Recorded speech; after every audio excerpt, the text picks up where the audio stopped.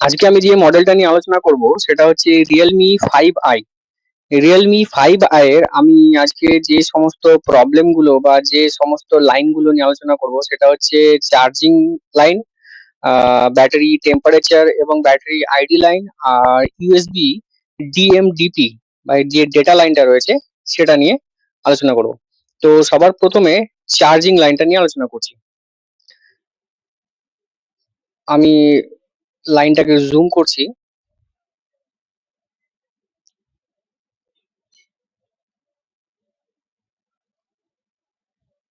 এটা হচ্ছে Realme 5i এর ফ্লেক্স কেবল কানেক্টর যেটা থাকে মেইন বোর্ডের সঙ্গে, সেই কানেক্টরটা আমাদের এখানটায় লাগানো থাকে। এই কানেক্টরটা থাকে হচ্ছে মেইন বোর্ডের ব্যাক সাইডে। এবার এই যে কানেক্টরটা রয়েছে এই কানেক্টরের এই পিনগুলোর মধ্যে কিন্তু কোনো রকম কোনো চার্জিং এর কানেকশন থাকে না। কোথায় থাকে? এর আগে আমরা স্যামসাং এমআই পোকো M3 তে দেখেছিলাম যেখানে কি আছে, আমাদের এই দুটো পয়েন্টের মধ্যে এ একটা পয়েন্ট এবং এ একটা পয়েন্ট, এই দুটো পয়েন্টের মধ্যে আমাদের থাকে হচ্ছে চার্জিং এর পজিটিভ এবং নেগেটিভ কানেকশন। তো এই দুটো পয়েন্টের মধ্যে চার্জিং এর পজিটিভ এবং নেগেটিভ কানেকশন থাকছে এবং বাকি যে পিনগুলো রয়েছে সেই পিনগুলোর মধ্যে কিন্তু চার্জিং এর কোনো কানেকশন থাকছে না। তো এই যে পয়েন্ট দুটো, এখানে যে দুটো পয়েন্ট আছে এই দুটো পয়েন্ট বা এখানে একটা কানেক্টর যখন লাগানো থাকবে তখন এই দুটো কিন্তু একটাই পয়েন্ট হয়। তো এই দুটো পয়েন্টের মধ্যে আমাদের চার্জিং এর পজিটিভ পিন থাকে বা ভিভাস পয়েন্ট থাকে। এবার এখান থেকে কানেকশনটা যাচ্ছে কোথায়? এখান থেকে কানেকশনটা যায় হচ্ছে আমাদের ডিসি টু ডিসি কনভার্টার আইসি তে।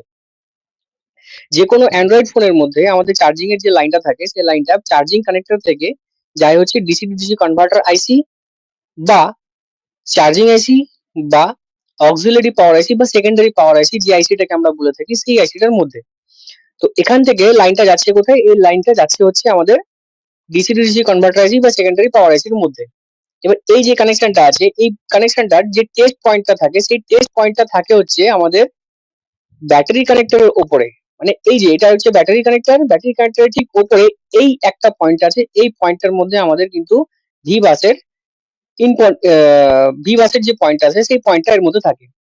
এবার অনেক সময় চেকিং এর সময় আমাদের একটা ভুল হয়, সেই ভুলটা হচ্ছে যখনই আমরা চার্জার লাগাই নর্মালি আমরা অন্যান্য যে বোর্ড গুলো দেখতে পাই সেই বোর্ড গুলোর মধ্যে যেটা দেখি সেটা হচ্ছে ব্যাটারি কানেক্টরের ঠিক পাশে যে পয়েন্ট গুলো থাকে সেই পয়েন্ট গুলোর মধ্যে আমাদের নর্মালি ভি ব্যাটার কানেকশন মানে ব্যাটারির পজিটিভ কানেকশনটা থাকে। কিন্তু এখানে আমাদের একটা জিনিস দেখতে হবে, সেটা হচ্ছে এখানে যে পয়েন্টটা রয়েছে সেই পয়েন্টটা কিন্তু আমাদের ভি বাসের পয়েন্ট।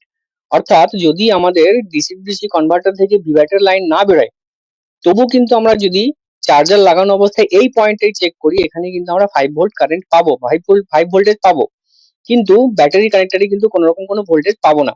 কেন পাবো না? তার কারণ হচ্ছে এই পয়েন্টটা হচ্ছে আমাদের ভি বাসের পয়েন্ট। আমি লাইনটা একবার চেক করে দিচ্ছি। এই যে পজিটিভ পয়েন্ট, এই পজিটিভ পয়েন্টটা এই যে রেড কালারের যে পয়েন্টটা আসছে এটা দেখো এখান থেকে সোজা চলে আসছে এখান দিয়ে,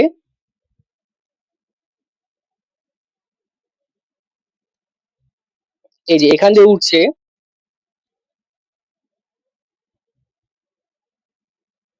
উঠে এইখান দিয়ে এসে এই যে ভি বাসের পয়েন্ট। তো এই পয়েন্টটা হচ্ছে আমাদের ভি বাসের পয়েন্ট, মানে আমরা ইনপুট চার্জিং এর যে ইনপুট কানেকশনটা আছে সেই ইনপুট কানেকশনটা এখানটায় পাচ্ছি। এটা কিন্তু ব্যাটারির আউটপুট কানেকশন নয়। এবার এখানে এটা ভি বাসের পয়েন্ট হলো। এবার এই কানেকশনটা যাচ্ছে কোথায়?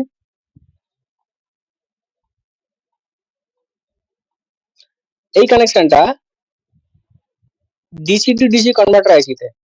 এই লাইনটাকে আমি ফলো করি, এই লাইনটাকে ফলো করলে পারে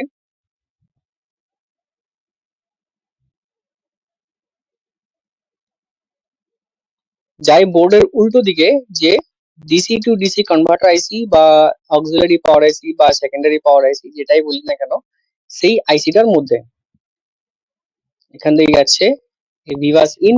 এখানে একটা ক্যাপাসিটর থাকে, এই ক্যাপাসিটরটার মধ্যে কিন্তু লাইনটা টাচ করছে। তো এই ক্যাপাসিটরটা যদি কখনো শর্টেজ হয় সেক্ষেত্রে কিন্তু আমরা চার্জার লাগানো অবস্থাতে ভি বাস পয়েন্টে কোনো রকম কোনো ভোল্টেজ পাবো না।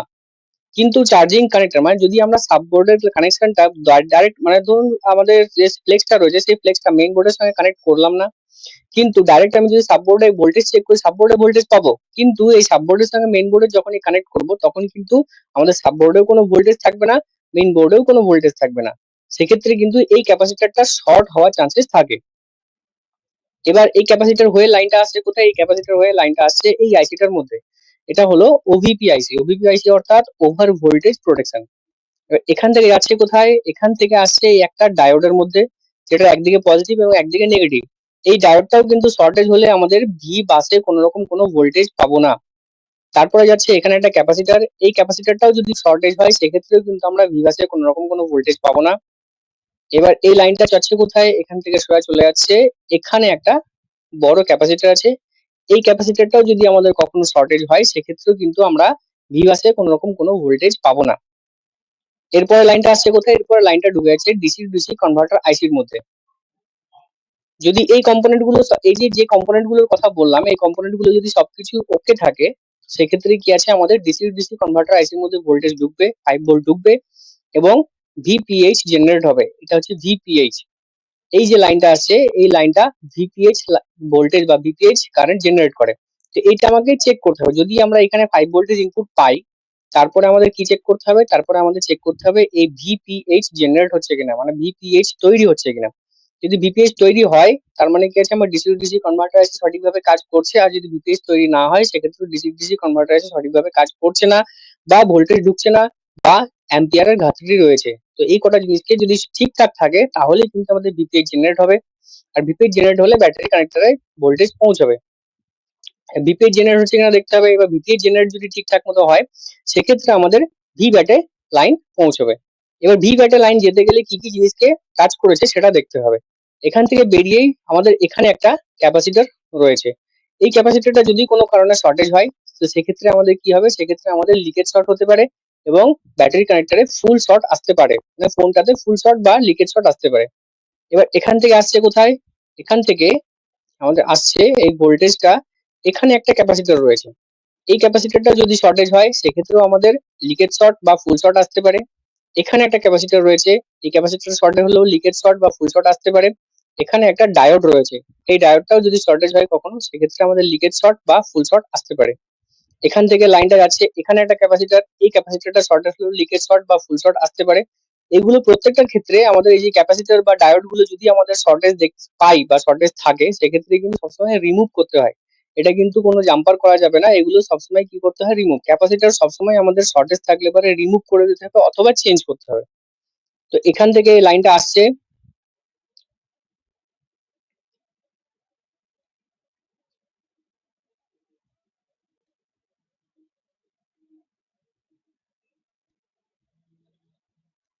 সোজা এখানে এই ভিভ্যাট কানেকশনের মধ্যে যাচ্ছে। কিন্তু এই যে ভিভ্যাটের যে টেস্ট পয়েন্টটা, এই টেস্ট পয়েন্টটা কোথায় আছে? এই ভিভ্যাটের টেস্ট পয়েন্ট আছে হচ্ছে উপরে। আমরা কিন্তু এটা ব্যাটারি কানেক্টরের কাছাকাছি পাই না। এই টেস্ট পয়েন্টটা আছে এইখানে। এই যে দুটো পয়েন্ট দেখতে পাচ্ছি এই দুটো পয়েন্ট হচ্ছে আমাদের ভি বা ভি ব্যাটের টেস্ট পয়েন্ট। তো এটা ছিল আমাদের চার্জিং লাইন বা চার্জিং কানেকশন। তো যদি বোঝা যায় তাহলে ঠিক আছে, যদি বোঝা না যায়, যদি কোনো রকম কোনো প্রশ্ন থাকে সেক্ষেত্রে আমাকে কমেন্টে লিখে তোমরা জানাতে পারো। নেক্সট হচ্ছে ব্যাটারি আইডি এবং ব্যাটারি টেম্পারেচার। এখানে এই যে রিয়েলমি 5i এর ক্ষেত্রে ব্যাটারির যে আইডি পয়েন্ট আছে সেই আইডি পয়েন্টটা কিন্তু উপরের এই দুটো পয়েন্টের মধ্যে থাকে।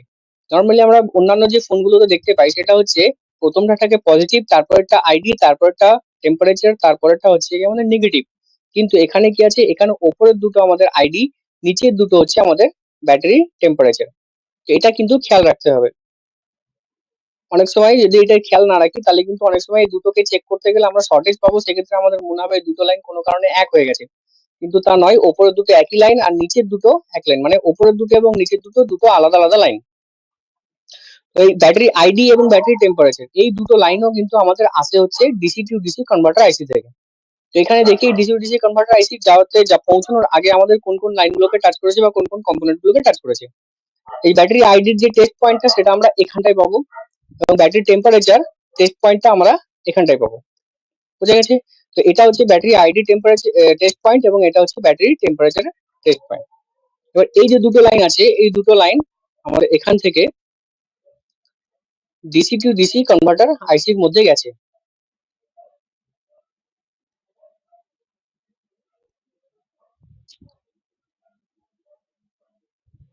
এই যে এটা হচ্ছে ব্যাটারি আইডি। এখান থেকে এসে এই লাইনটা এসেছে, এসে এখানটায় একটা রেজিস্টারকে টাচ করেছে এবং এখানে একটা ডায়োডকে টাচ করেছে।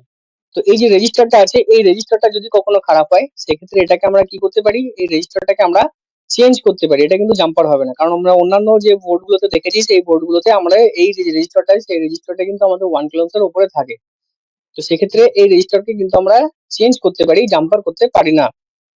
এবার এখান থেকে কি আছে, যে যে ব্যাটারি টেম্পারেচার লাইনটা আছে সেখানেও কিন্তু এখানে একটা ডায়োডকে টাচ করেছে, এই রেজিস্টারকে টাচ করেছে, তারপরে একটা আরো একটা রেজিস্টারকে টাচ করেছে। তো এখান দিয়ে আমাদের কি আছে, এই লাইনটা, এই যে দুটো লাইন রয়েছে এই দুটো লাইন আমাদের সোজা চলে গেছে ডিসি টু ডিসি কনভার্টার আইসির মধ্যে, দিয়ে এই যে দুটো বল আছে এই দুটো বলকে টাচ করেছে। বোঝা গেছে?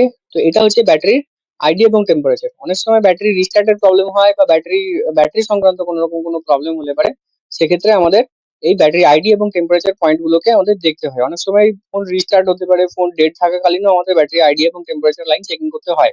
তো রিয়েলমি 5i এর ক্ষেত্রে যদি এরকম কোনো প্রবলেম আসে সেক্ষেত্রে ব্যাটারি আইডি এবং টেম্পারেচার লাইনটা আমাদের এইভাবে চেকিং করতে হবে। নেক্সট হচ্ছে ব্যাটারি ইউএসবি ডিএম এবং ডিপি।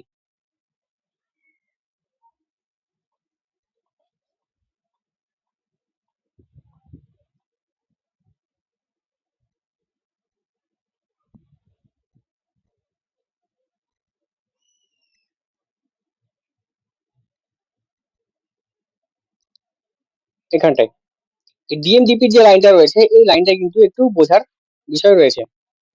এই ডিএমডিপির যে লাইনটা আছে এই লাইনটা কিন্তু আমাদের দুটো আইসির সঙ্গে কানেক্টেড থাকে। একটা হচ্ছে সিপিইউ এবং একটা হচ্ছে ডিসি টু ডিসি কনভার্টার আইসি। এখানে দেখি এই যে এখানে যে দুটো লাইন আছে, এই যে দুটো লাইন, এই দুটো লাইন আমাদের ইউএসবি ডিএমডিপি, এবং এই যে দুটো লাইন এই দুটো লাইন হচ্ছে আমাদের ইউএসবি ডিএমডিপি। তো এখানটায় কানেকশনটা এখান দিয়ে এই যে দুটো লাইন আছে এই দুটো লাইন এখান দিয়ে বেরিয়ে এখান থেকে সোজা এই যে দুটো টেস্ট পয়েন্ট আছে এই দুটো টেস্ট পয়েন্ট হচ্ছে ব্যাটারি ডিএম এবং ডিপি টেস্ট পয়েন্ট। এখান থেকে বেরিয়ে এখান থেকে গিয়ে এই কানেকশনটা এখানটায় আমাদের দুটো রেজিস্টারকে টাচ করেছে। এই দুটো রেজিস্টারকে টাচ করার পরে এই লাইনটা সোজা চলে এসছে একটা ডাইরেক্ট গেছে যেটা সোজা সিপিইউ তে গেছে, এবং একটা ওই রেজিস্টারের মাধ্যমে হয়ে আমাদের চলে এসছে কোথায়, সোজা ডিসি টু ডিসি কনভার্টার আইসির মধ্যে। মাঝখানে কিন্তু আর কোনো রকম কোনো কম্পোনেন্ট নেই। তো এই দুটো লাইনকেও কিন্তু আমাদের দেখতে হবে। অনেক সময় কি যে ইউএসবি যদি কোনোভাবে কোনো ফোনের মধ্যে কানেক্টেড না হয়, ইউএসবি তে কানেক্ট নিচ্ছে না বা ইউএসবি সঙ্গে কোনো ডেটা ট্রান্সফার হচ্ছে না বা অন্যান্য কিছু, মানে ইউএসবি সংক্রান্ত কোনো রকম কোনো প্রবলেম হলে পারে আমাদের কিন্তু এই দুটো লাইনকে চেকিং করতে হবে।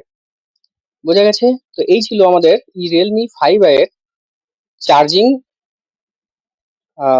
ব্যাটারি আইডি, টেম্পারেচার এবং ইউএসবি কানেকশন। তো এখান থেকে যদি কোনো রকম কোনো প্রশ্ন থেকে থাকে কমেন্টে লিখতে পারো।